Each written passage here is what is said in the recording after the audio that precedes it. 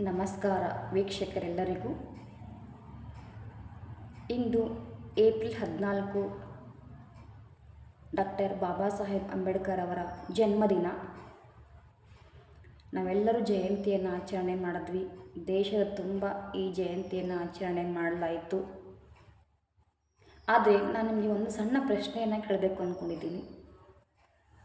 ಅಂಬೇಡ್ಕರ್ ಅವರ ಜಯಂತಿ ಅಂದರೆ ಆಚರಣೆನೋ, ಕೇವಲ ಆಚರಣೆನ, ಅಥವಾ ಅದು ನಮಗೆ ಜೀವನಕ್ಕೇನಾದರೂ ಮಾರ್ಗದರ್ಶನ ಕೊಡುತ್ತಾ? ಜೀವನಕ್ಕೆ ಒಂದು ದಾರಿಯನ್ನು ತೋರಿಸುವ ದಿನ ಆಗಬೇಕಾ? ನಾವೇನು ಮಾಡ್ತಾಯಿದ್ದೀವಿ ಅಂದರೆ, ಜಯಂತಿ ದಿನ ಫೋಟೋಕ್ಕೆ ಒಂದು ಹಾರ ಹಾಕಿ ಪೂಜೆ ಮಾಡೋದು, ಫೋಟೋ ಆ ಕಡೆ ಈ ಕಡೆ ನಿಂತು ಒಂದು ಫೋಟೋವನ್ನು ತೆಗೆಸ್ಕೊಳ್ಳೋದು, ಆಮೇಲೆ ಆ ಫೋಟೋನ ವಾಟ್ಸಪ್ಪಿಗೆ ಹಾಕೋದು, ಸ್ಟೇಟಸ್ಗೆ ಹಾಕೋದು. ಆಮೇಲೆ ಏನು ಮಾಡ್ತೀವಿ, ಅದೊಂದು ಇನ್ನೊಂದು ಆಗಿಬಿಟ್ಟಿದೆ ಈಗ. ಏನಪ್ಪ ಅಂದರೆ DJ ಹಚ್ಚೋದು. ಈ DJ ಅಂತಕ್ಕಂಥದ್ದು ಯಾರಾದರೂ ಕಂಡು ಹಿಡಿದ್ರೋ ಆವಾಗಿನಿಂದ ನಮ್ಮ ಯುವಕರೆಲ್ಲ ಬಹಳ ಬಹಳ ಹಾಳಾಗಿ ಹೋಗಿಬಿಟ್ಟಿದ್ದಾರೆ. DJ ಹಚ್ಚೋದ್ರ ಅರ್ಥನೇ ಗೊತ್ತಿಲ್ಲ. ಅಂಬೇಡ್ಕರ್ ಅವರಿಗೂ DJಗೂ ಏನ್ರಿ ಸಂಬಂಧ? ಯಾವುದೇ ಜಯಂತಿ ಬರಲಿ DJ ಹಚ್ಚೋದು. ಮೊನ್ನೆ ರಾಮನವಮಿ ದಿನವೂ DJ ಹಚ್ಚಿದ್ರು. ರಾಮನಿಗೂ DJಗೂ ಏನು ಸಂಬಂಧ? ರಾಮನವಮಿ ಅಂದ್ರೇನು ಅರ್ಥ ಗೊತ್ತಿಲ್ಲ. ಅಂಬೇಡ್ಕರ್ ಜಯಂತಿ ಮಾಡ್ತಾರೆ, ಅಂಬೇಡ್ಕರ್ ಅವ್ರ ಬಗ್ಗೆ, ಜೀವನದ ಬಗ್ಗೆ ತಿಳ್ಕೊಳ್ಳಿಲ್ಲ. ಈ ಯಾವುದೇ ಜಯಂತಿಯನ್ನು ಮಾಡ್ತಾ ಹೋಗ್ತಾ ಇದ್ವಿ ನಾವು, ಆದರೆ ಅದರ ಅರ್ಥವನ್ನು ತಿಳ್ಕೊಂಡು ನಮ್ಮ ಜೀವನದಲ್ಲಿ ಅಳವಡಿಸಿಕೊಳ್ತಕ್ಕಂತಹ ಪ್ರಯತ್ನನೇ ನಾವು ಮಾಡ್ತಾ ಇಲ್ಲ. ನಾವು ಇದನ್ನೇ ಮುಂದಿನ ಪೀಳಿಗೆಗೆ ಇದನ್ನೇ ಕಲಿಸ್ತಾ ಇದ್ದೀವಾ? ಇವತ್ತೇನಾದರೂ ಅವರು ಅಂಬೇಡ್ಕರ್ ಅವರು ಇದ್ದಿದ್ರಪ್ಪ ಅಂತಂದ್ರೆ DJ ಎಲ್ಲಿ ಹಚ್ತಾ ಇದ್ದಾರೆ ಅಲ್ಲೇ ಹೋಗಿ ಒಬ್ಬೊಬ್ಬರಿಗೂ ಕಟ್ಟಿಗೆ ತಗೊಂಡು ಬಾರಿಸ್ತಾ ಇದ್ರು. ಅವ್ರು ಎದ್ದು ಬರೋದಿಲ್ಲ ಅಂತ ಹೀಗೆಲ್ಲ ಮಾಡ್ತಾ ಇದ್ದೀರಾ? ಈ ಒಂದು ಪ್ರಶ್ನೆನ ಎಲ್ಲರೂ ಅವರವರ ಮನಸ್ಸಿಗೆ ಕೇಳ್ಕೋಬೇಕು. ಅದರ ಬಗ್ಗೆ ಎಲ್ಲರೂ ಕೂತ್ಕೊಂಡು ಚಿಂತನೆಯನ್ನು ಮಾಡಬೇಕು. ನಾನು ಹೋದ ವರ್ಷ ನಮ್ಮ ಶಾಲೆಯಲ್ಲಿ ಇದ್ರ ಬಗ್ಗೆ ಡ್ರಾಮಾ ಕೂಡ ಮಾಡಿಸಿದ್ದೆ. ಅದರಲ್ಲಿ ಇಂಥ ಸಿಚುವೇಶನ್ನ ಕ್ರಿಯೇಟ್ ಮಾಡಿದ್ದೆ. ಏನು, ಜಯಂತಿ ಆಚರಣೆ ಮಾಡ್ತಕ್ಕಂಥದ್ದು, ಅದ್ರ ಜೊತೆ DJ ಹಚ್ತಕ್ಕಂಥದ್ದು. ಆಗ DJ ಹಚ್ಚಿದಾಗ ಅಂಬೇಡ್ಕರ್ ಅವರು ಬರ್ತಾರೆ, ಅವರಿಗೆ 4-5 ಮಾತುಗಳನ್ನು, ಬುದ್ಧಿ ಮಾತನ್ನು ಹೇಳ್ತಾರೆ. ಈ ಥರ ಆ ಒಂದು ಡ್ರಾಮಾದ ಎಂಡಿಂಗನ್ನು ಮಾಡಿದ್ದೆ. ಯಾವಾಗ ಜಯಂತಿಗಳು ಸಾರ್ಥಕ ಆಗ್ತವೆಯಪ್ಪ ಅಂದರೆ, ಅವರ ಒಂದು ಜೀವನ ಶೈಲಿ, ಅವರ ಕೊಟ್ಟಿರ್ತಕ್ಕಂತಹ ಮಾರ್ಗದರ್ಶನಗಳು, ಅವರ ಕೊಟ್ಟಿರ್ತಕ್ಕಂಥ ಜ್ಞಾನವನ್ನು ನಮ್ಮ ಜೀವನದಲ್ಲಿ ಅಳವಡಿಸಿಕೊಂಡಾಗ ಮಾತ್ರ ಆ ಜಯಂತಿಗಳು ಸಾರ್ಥಕ ಆಗ್ತವೆ. ಅಂಬೇಡ್ಕರ್ ಅವರು ನಮಗೆಲ್ಲ ಏನು ಹೇಳೋಗಿದ್ದಾರಪ್ಪ ಅಂತಂದರೆ, ಅವರು ಮುಖ್ಯವಾಗಿ 3 ಒಂದು ಮಹತ್ವದ ಮಾತುಗಳನ್ನು ಹೇಳಿದ್ದಾರೆ. ಏನಪ್ಪ ಅಂದರೆ, ಮೊದಲನೇದಾಗಿ ಎಜುಕೇಟ್ ಯುವರ್ ಸೆಲ್ಫ್, ಎಜುಕೇಷನ್ ತಗೊಳ್ರಿ. ಎರಡನೇದಾಗಿ ಸಂಘಟಿತರಾಗಿ, ಆರ್ಗನೈಸ್ ಯುವರ್ ಸೆಲ್ಫ್. ಆ್ಯಂಡ್ ಮೂರನೇದಾಗಿ ಎಜುಕೇಟ್, ಆರ್ಗನೈಸ್ ಆ್ಯಂಡ್ ಎಜುಟೇಟ್. ಅಂದರೆ ಮೊದಲನೇ ಶಿಕ್ಷಣವನ್ನು ಪಡ್ಕೊಳ್ರಿ. ಶಿಕ್ಷಣವನ್ನು ಪಡ್ಕೊಂಡಾಗಲೇ ಮನುಷ್ಯ ತರ್ಕ ಮಾಡತಕ್ಕಂತಹ ಶಕ್ತಿ ಬರುತ್ತೆ. ಯಾವುದು ಸರಿ, ಯಾವುದು ತಪ್ಪು ಅಂತಕ್ಕಂತಹ ನಿರ್ಣಯ ತೆಗೆದುಕೊಳ್ಳೋದಕ್ಕೆ ಸುಲಭ ಆಗುತ್ತೆ. ಶಿಕ್ಷಣ ಅಂತಂದರೆ ಕೇವಲ ನೌಕರಿ ಪಡೆಯೋದಕ್ಕೋಸ್ಕರ ಅಲ್ಲ. ಶಿಕ್ಷಣ ಅಂತಕ್ಕಂಥದ್ದು ಜ್ಞಾನಕ್ಕೆ ಬೆಲೆಯನ್ನು ಕೊಡ್ತಕ್ಕಂಥದ್ದು. ಜ್ಞಾನದಿಂದನೇ ಎಲ್ಲ ಸಮಸ್ಯೆಗಳನ್ನು ಬಗೆಹರಿಸ್ಕೊಳ್ತಕ್ಕಂಥದ್ದು. ಯಾವುದೇ ಒಂದು ವಿಷಯವಾಗಿರಬಹುದು, ಅದರ ಬಗ್ಗೆ ಕುರಿತು ಚಿಂತನೆಯನ್ನು ಮಾಡಿ ನಿರ್ಣಯ ತೆಗೆದುಕೊಳ್ತಕ್ಕಂಥದ್ದು. ಇದಕ್ಕೆ ನಾವು ಶಿಕ್ಷಣ ಅಂತ ಕರಿತೀವಿ. ಅವರು ಶಿಕ್ಷಣಕ್ಕೆ ಮಹತ್ವ ಕೊಟ್ಟಿದ್ದರಿಂದಾನೇ 32 ಡಿಗ್ರಿಗಳನ್ನು ತಗೊಂಡ್ರು ತಮ್ಮ ಜೀವನದಲ್ಲಿ. ನಮಗೆ 1 ಡಿಗ್ರಿ 2 ಡಿಗ್ರಿ ತೊಗೊಂಡ್ರೆ ಅಹಂ ಬಂದ್ಬಿಡುತ್ತೆ. ಸೊ ಅದಕ್ಕೋಸ್ಕರ ನೌಕರಿಗಾಗಿ ಶಿಕ್ಷಣ ಅಲ್ಲದೇ ನಮ್ಮನ್ನು ಜ್ಞಾನವನ್ನು ಪಡ್ಕೊಳ್ಬೇಕು ಅಂತಕ್ಕಂತಹ ದೃಷ್ಟಿಯಿಂದ ನೀವು ಶಿಕ್ಷಣವನ್ನು ಪಡ್ಕೋಬೇಕು. ಎರಡನೇದಾಗಿ ಸಂಘಟಿತರಾಗಿ, ಅಂದರೆ ಎಲ್ಲರೂ ಒಂದಾಗಬೇಕು ಅಂತ. ನಾವು ಒಬ್ಬರೊಬ್ಬರೇ ಇದ್ದರೆ ಏನನ್ನೂ ಸಾಧನೆ ಮಾಡಲಿಕ್ಕಾಗೋದಿಲ್ಲ. ಈ ಸಮಾಜದಲ್ಲಿ ಯಾವುದೇ ಒಂದು ಸಮಸ್ಯೆ ಬಂದರೂ ಕೂಡ ಎಲ್ಲರೂ ಒಗ್ಗಟ್ಟಿನಿಂದ ಮಾಡಬೇಕು ಅಂತಕ್ಕಂತಹ ಮಾತನ್ನು ಹೇಳಿದ್ರು.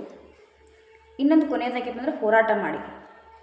ಸಂಘಟಿತರಾಗಿದ್ದ ಮೇಲೆ ಹೋರಾಟವನ್ನು ಸರಿಯಾದ ವಿಷಯಕ್ಕೆ, ಏನು ಅನ್ಯಾಯ ಕಂಡುಬರುತ್ತೋ ಸಮಾಜದಲ್ಲಿ, ಯಾವುದೇ ಒಂದು ಪರಿಸ್ಥಿತಿಯನ್ನು ನೀವು ಕೆಟ್ಟದಾಗಿ ನೋಡ್ತೀರೋ ಅಲ್ಲಿ ನಾವು ಏನು ಮಾಡಬೇಕಾಗುತ್ತೆಪ್ಪ ಅಂದರೆ ಹೋರಾಟ ಮಾಡಬೇಕಾಗುತ್ತೆ.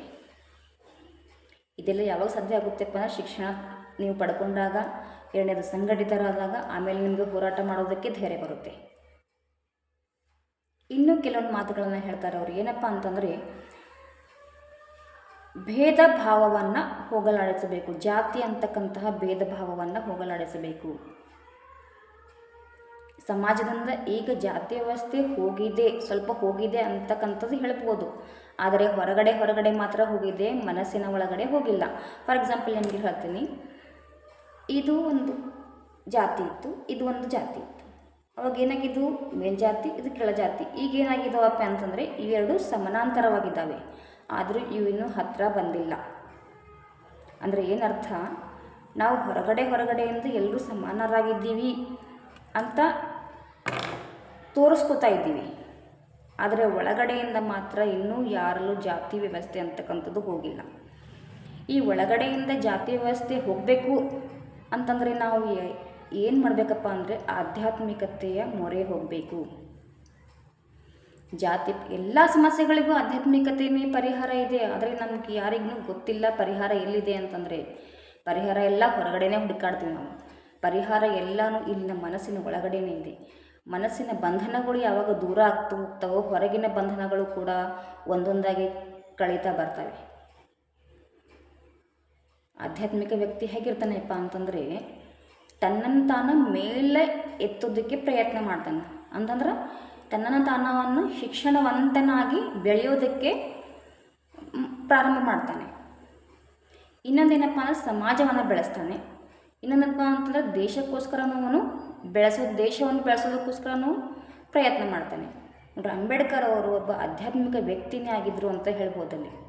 ಧರ್ಮದಿಂದ, ಜಾತಿ ಪದ್ಧತಿಯಿಂದ ಅವರನ್ನು ಹೊರಗಡೆ ಇಟ್ಟಿರಬಹುದು, ಆದರೆ ಆಧ್ಯಾತ್ಮಿಕತೆಯಿಂದ ಹೊರಗಡೆ ಇಡೋದಕ್ಕೆ ಸಾಧ್ಯನೇ ಇಲ್ಲ ಯಾರ ಕಡೆಯಿಂದನೂ.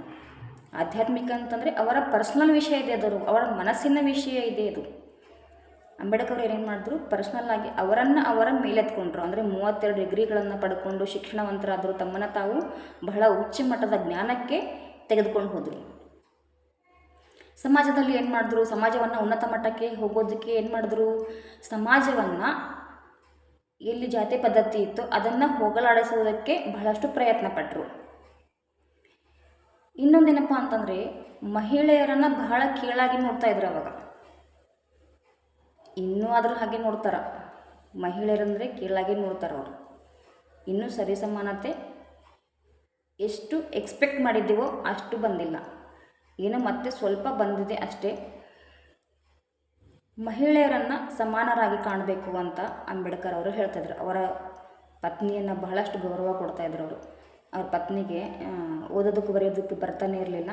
ಅವರು ಕೈ ಹಿಡಿದು ಬರೆಸಿರ್ತಕ್ಕಂತಹ ಸಿಚುವೇಶನ್ಗಳು ಕೂಡ ಇದ್ದಾವೆ. ಅವುಗಳು ನೀವು ಸೀರಿಯಲ್ ಬೇಕಾದರೂ ಕೂಡ ನೋಡ್ಕೋಬಹುದು.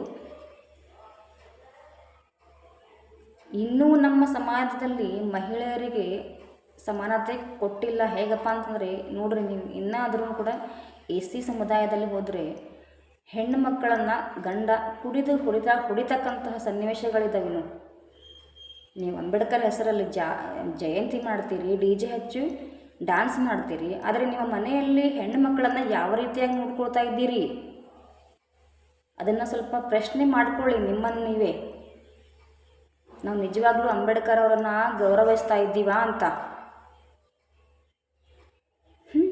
ಇನ್ನೊಂದೇನಪ್ಪ ಅಂತಂದರೆ ಎಲ್ಲರನ್ನ ನಾವು ಅಜ್ಞಾನದಿಂದ, ಅಂಧವಿಶ್ವಾಸದಿಂದ ಮುಕ್ತರನ್ನಾಗಿ ಮಾಡಬೇಕು ಅಂತಕ್ಕಂತಹದ್ದನ್ನು ಅಂಬೇಡ್ಕರ್ ಅವರ ನಿಲುವಾಗಿತ್ತು.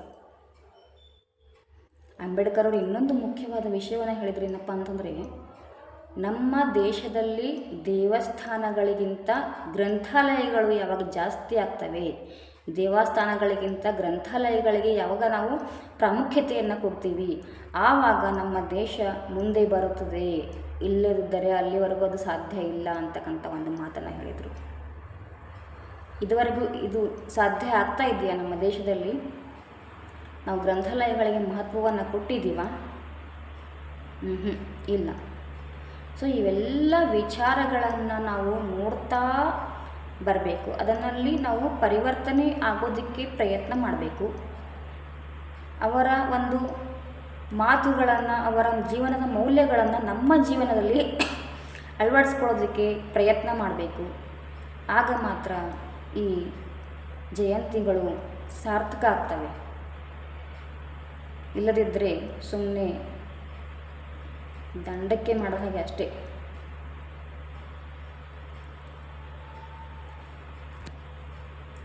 ಸುಮ್ಮನೆ ದುಡ್ಡಿನ ಖರ್ಚಾಗುತ್ತೆ ಅಷ್ಟೇ, ಅದರಲ್ಲಿ ಯಾವುದೇ ಮೌಲ್ಯ ಇರೋದಿಲ್ಲ.